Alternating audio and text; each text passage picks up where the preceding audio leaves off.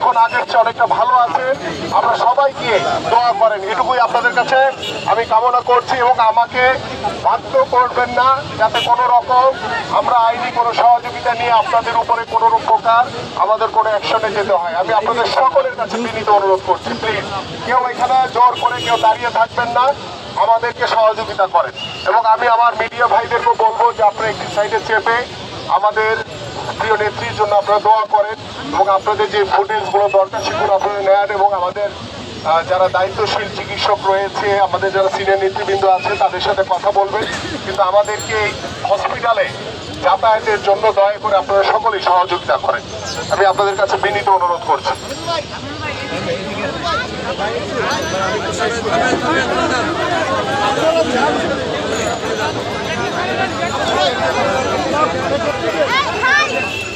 আমিনুল ভাই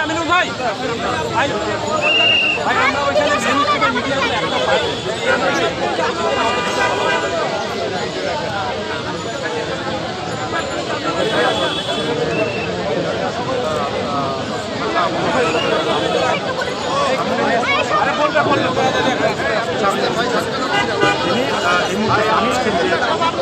এবং খালেদা জিয়ার শারীরিক অবস্থা আগের চেয়ে ভালো এবং এই মুহূর্তে তিনি আগের থেকে ভালো আছেন।